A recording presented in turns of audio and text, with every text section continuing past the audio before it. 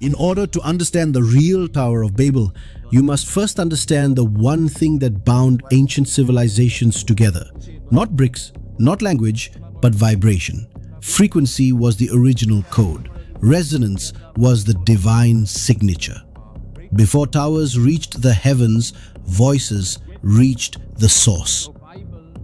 From the Bible, the Vedas, the Quran to esoteric schools, one truth echoes across time. Creation begins with sound. In the beginning was the Word, John 1:1. Om, the sound from which all sprang. Mandukya Upanishad. He says, be, and it is. Quran 36:82. Vibration is the key to all power. Hermetic teachings. The world was spoken into being with divine letters, Kabbalah. The music of the spheres shapes the stars, Pythagoras. Chants and drums echo the unseen realms, indigenous traditions. Babel wasn't just a tower, it was a tuning fork, a monument of frequency, a return to the lost language of creation. Now ask yourself, why would a god fear that? All ancient texts from the Vedas to the Bible all hint at the same truth. God didn't speak, he resonated. Before the fall, humanity was aligned with that cosmic frequency. We didn't just speak, we vibrated in harmony with the source. And the Tower of Babel? It was humanity's last attempt to retune into that lost signal. What was the Tower of Babel? Genesis 11 tells us, Come, let us build a tower that reaches the heavens. But this was never about height. It was about reconnection.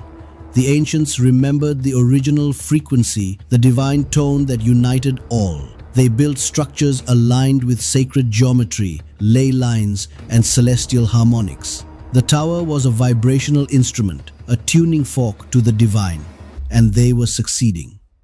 who came down and why? Genesis 11:6. And the Lord said, Behold, they are one people and have one language. Now nothing they plan to do will be impossible for them. But who was this Lord? The Hebrew uses Yahweh, not a generic term for God, but a specific identity. Some Gnostic traditions equate Yahweh with the demiurge, a lesser jealous entity who feared human ascension. In Sumerian texts, the same figure appears as Enlil, the god who rained destruction when humans got too close to the divine. So, the one who came down to destroy the tower may not have been the creator, but the gatekeeper. Why was Babel destroyed? Because unity is power. When humans speak one language, frequency, we become creators again. The tower was a threat, not to heaven, but to control. They didn't fear the structure, they feared the alignment. So they confused our tongues. They shattered the frequency. They split humanity by sound, race, tribe, religion, and the resonance was lost. What is Babel 2.0? The new Babel isn't a tower of stone. It's a network of wires, signals, and screens. Built by tech elites, guided by hidden hands, the same ancient priesthood now wearing lab coats and managing data streams. Today's language is code, binary, algorithm, echo chambers, and the goal is the same: to disrupt divine resonance, to replace vibration with simulation. They don't confuse our tongues anymore. They confuse our attention. Who built Babel 2.0? You did, we all did, through every scroll, every like, every blind trust in systems we don't control. But behind it, watchers rebranded as engineers, occult orders masked as think tanks, ancient elites embedded in the code of today's AI. It is guided by the same intelligence that feared the first tower. Only now, it doesn't stop us from building, it guides us to build our own cage. How Babel 2.0 reprograms you through distraction, infinite scroll, through division, curated conflict, through language, meme warfare, word inflation, through silence, making truths unspeakable. It scrambles the frequency so you can't hear the divine echo anymore. Final word: the first Babel was a threat to false gods. The second is a trap for humanity. But the power never lay in the tower, it lay in the language, in the vibration.